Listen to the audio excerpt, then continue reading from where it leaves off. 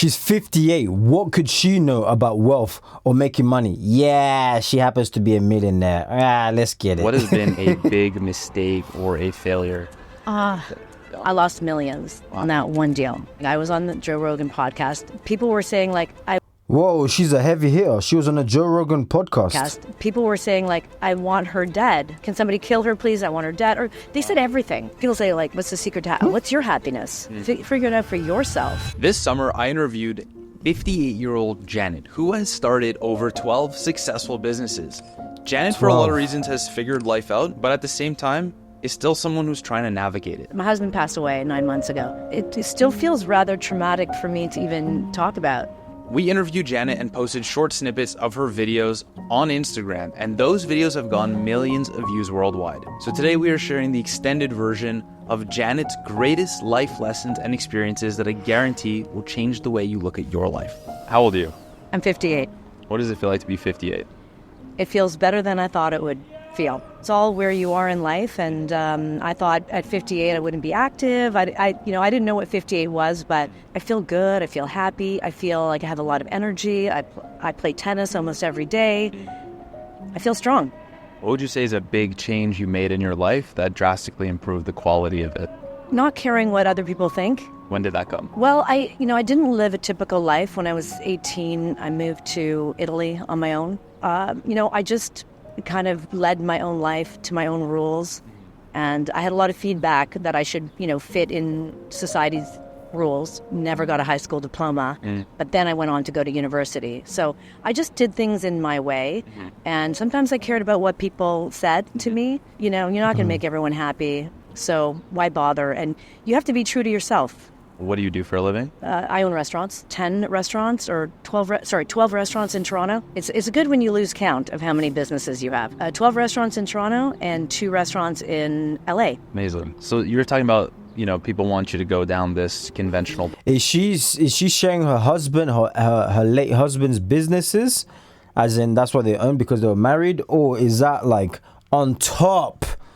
Because she seems like a heavy hitter here. Did you ever end up doing that? I mean, going to university was pretty conventional, and I got the message from society because I was a high school dropout that I needed that.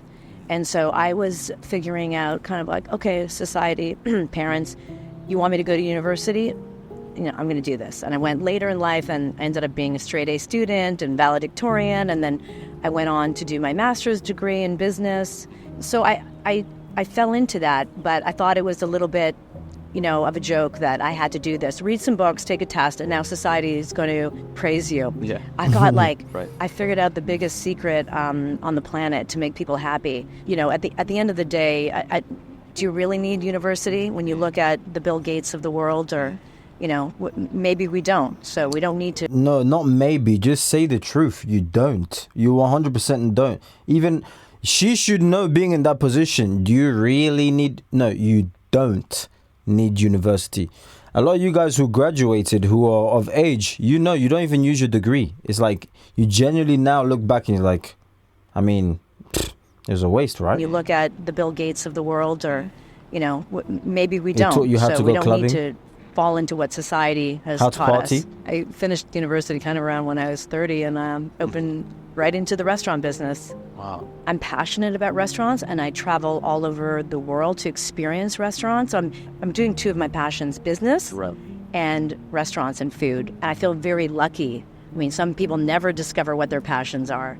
And generally, it's been successful, and I've been really happy doing it. I think that's the greatest success if you're happy doing it. What's your attitude towards risk? There's a lot of people who want to make changes in their life, but the, so to speak, risk of doing that, risk of failure, of fear, perception from others, how do you approach that? Let me skip this. Don't worry. We got ad blockers up in here. When I opened my first restaurant, when I was 30, I had a lot of people have a lot of advice when you start off in something new and you haven't done it before. Everyone's an expert. Yeah. Unless it's coming from someone who has walked in your shoes or have done it, the experience. But people just randomly giving you advice they don't trust that you know what you're doing. Now nobody can say anything to me because I'm 28 years in the business. But for people starting off, you get a lot of people, giving their opinions. But one opinion that I had pushed my way was, this is too risky and you're going to lose everything. And what I had to say to everyone was, I have nothing. There is nothing here to lose. Wow. One thing I always say, how can I lose when I started with nothing? I started with nothing. What am I going to lose? And that's the mindset that you need to be in, because you came into this world with nothing. Zero, not even clothes. And guess how you're leaving it? Zero, not even with clothes. Well, you're going to get clothes, but eventually your clothes are going to get eaten by the insects in your coffin and so forth. And then, I don't mean to get gory on you, but what I'm trying to tell you is, if you came with nothing, you're leaving with nothing, then why do you care so much about the tiny little things that are insignificant? It doesn't even matter. And they're stopping you back from achieving and chasing your goals or your dreams and aspirations. Go for it. Create that idea. You never know. What if it doesn't work out? Well, what if it does? What if it does work out? Stop being a pessimist, boy. You little pessimist. Stop being a pessimist. I had a bit of money that I rolled into this restaurant. Yeah. And I was like, it's not that much. And if I lose it, I'm going to start over again. When it depends on what do you have to lose? What stage of your life are you at? Yeah. I think there's times to take bigger risks. Other times, you want to put the kids through college. Maybe it's not time to start rolling some dice. I think it's a stage of life, and you have to ask that question to yourself. Are you okay with risk? Do you want risk? How risk averse are you? It's such an individual journey. Right. But in the beginning, when you start something, what do you have to lose? Nothing. Yeah, even to that point, I find that's a limiting way of thinking. What do I have to lose? Meaning money, this or that. Well, okay, what do you have to lose by not taking that risk? People often think, what do I have to lose by taking the risk? What do you have to lose by not taking it? That pressure that you now have inside your head, that dissatisfaction with yourself, all the regrets, all the what if, that's a lot to bear. And a lot of the time we don't think about that. We think about what happens if I take the risk and it doesn't work. Well, what happens if you don't take it? Life is going to be over like that. You cannot believe how fast time goes by. People will not believe it. And it's like, you're going to snap your fingers, your life is going to be over. Live your best life. And what your life is, I don't know what's going to make you happy. And you may not know what's going to make you happy until you do your work. Do your work, get clear, what do you want in this, fabulous life that we get to make a choice every single day. You better figure out your own life. No one's going to help you. No one's out there going to serve you your life on a platter. I think just like simplifying these things, I think we overcomplicate a lot of the whole figuring my life out business. I agree. And if you can simplify it down to, what do I do in the morning? What do I do during the day, in the afternoon, at night? That really gives you a lot of clarity. Yeah. If you were someone in a situation like this, but you want to be doing things like this, and this, I highly recommend you grab a copy of our goal setting journal. In just 3 parts, this journal will help you figure out your ideal life, turn that into if you were to go back in time to your 30-year-old self when you just got into this business and gave her advice to get where you are faster, what would that advice be? I would say there's no need to go faster. Build that foundation. I think people move too quickly, and I've seen a lot of people blow up because of that and lose everything. I made sacrifices in my life. I moved back. Let me tell you something though. It depends on which part of life you're in. Saving, you can save $10 a month, but if you start saving $10,000 a month, if you've got the means to or the capability to, that's gonna do a lot more. It depends on how hungry you are. Okay, if you're being chased by a rat, you're gonna run. You're scared. If you're being chased by a lion, you're gonna sprint. So the way you sprint or the way you run, the amount of energy you give on a single given task is equivalent to the amount of effort that's going to come out of the other end. It doesn't mean success is going to come out because you're giving 100%. Okay, but it means that you're speeding up things as well. That is a fact. A rocket doesn't take off and stop mid-air. It'll fall. Neither does an aeroplane. Why? The momentum. So depending on if you're broke and homeless on the street, you need to be working your butt off hard and fast. I need to change my scenario and my situation. If you're broke and you're 40, 50, you need to be working hard, fast. You need to be a hard, strong worker. Why? Because you're not 17 or 16. You don't have that luxury. You don't have time on your side. So that advice, take it loosely, because it's dependent on which situation you're currently in. That's just the truth. I'm not here to sugarcoat nonsense for you guys and give you guys sweet advice all my days. I don't want to lose my subscribers. Good one. I'm here to be honest and transparent with you. If you're in a dire situation, my friend, work at it very hard with the energy of someone who's being chased by a lion, not a rat. Let's go. Back home. I left home when I was 18. As a 30-year-old, I moved back into my parents' home to save money so I could save money and make bigger moves in life to then kind of have a bigger life later when you kind of want it. Build strong foundations. I've seen too many people start expanding. You expand too quickly and you don't have the resources, it's a recipe for a disaster. Can you understand when a restaurant business will do well and when it won't? Like, can you identify certain factors immediately when you walk into a restaurant? Sometimes I can. Sometimes, I have certain sayings like never mistake a busy restaurant for a successful restaurant, meaning are you making money? I like doing this business. I also like making money. So I can walk into a small restaurant. I can see an army in the kitchen. I can see high labor. I can see high food costs. I see a busy restaurant and people will say, they're killing it. Look at them. They're so busy. And I will say they'll be done in 1 year. And I've been good at picking out the restaurants that I kind of analyze it. I walk in, I see locations, I see what they're doing. I'm good at calling how long restaurants will be around, I think. But I'm fascinated with the way you're talking about everything. You haven't mentioned once the food. Oh, God, no. I know the food's obviously great. No, I know it's obviously great. But I feel like in terms of succeeding, and that's such an important life lesson or business lesson, it's oftentimes not about like what you would think it is, right? I go to a restaurant, I think food.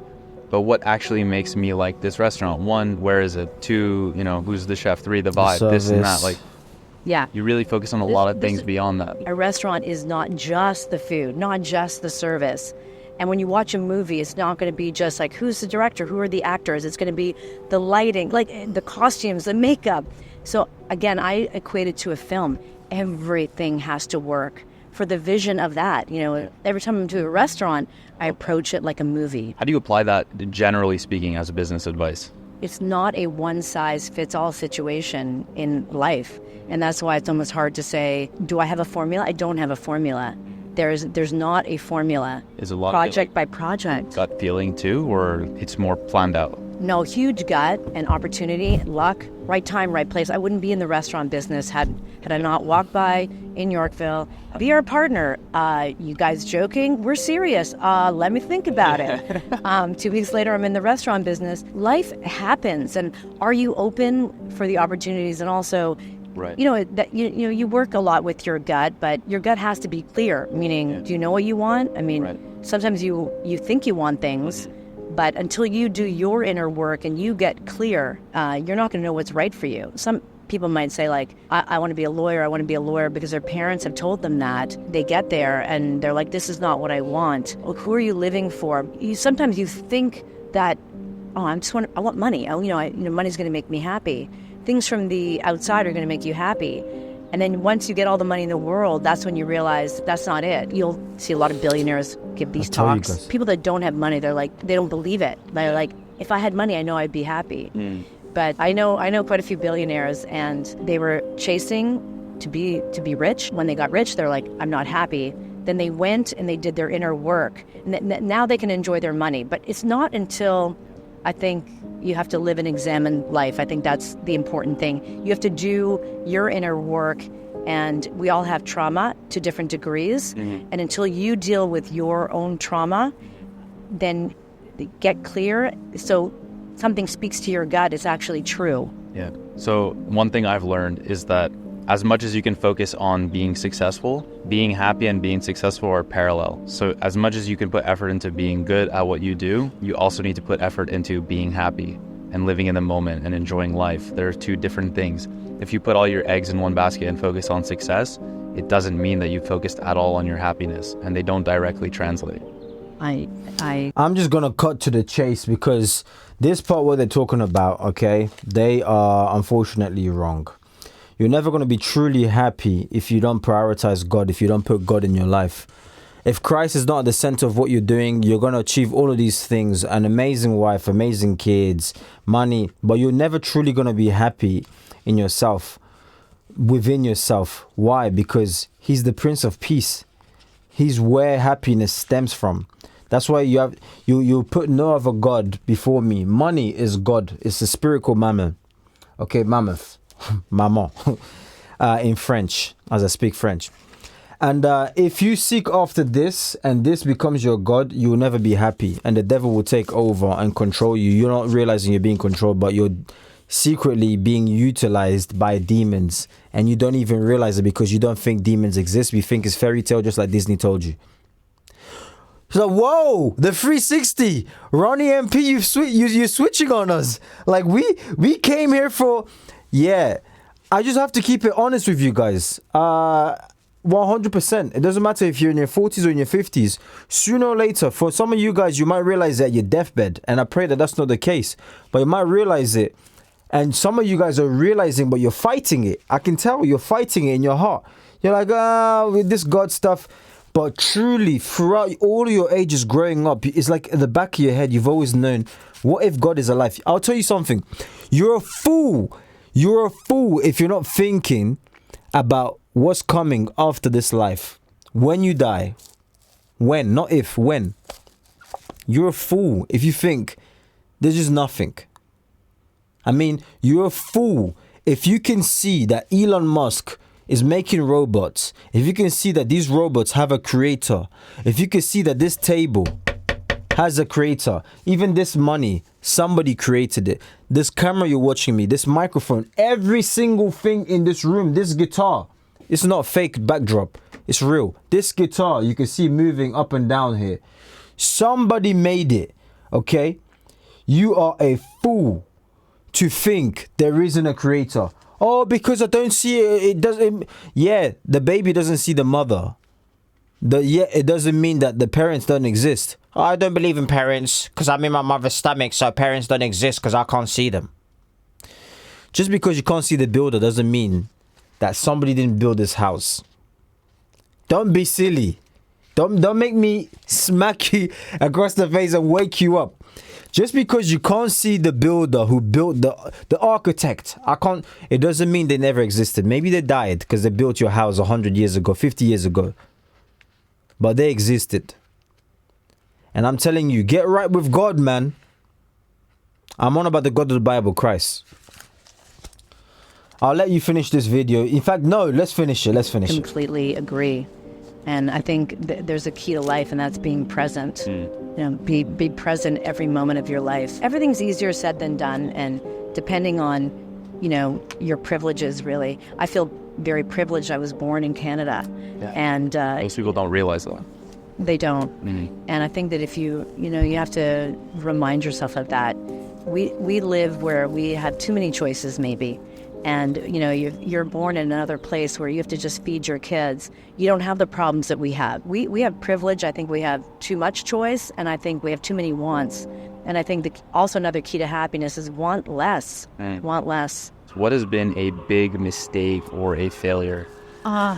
You're waiting for that one. Oh, ow. It hurts. It actually physically hurts. Failure, I had a big, huge failure. What is? Yeah. Tell me.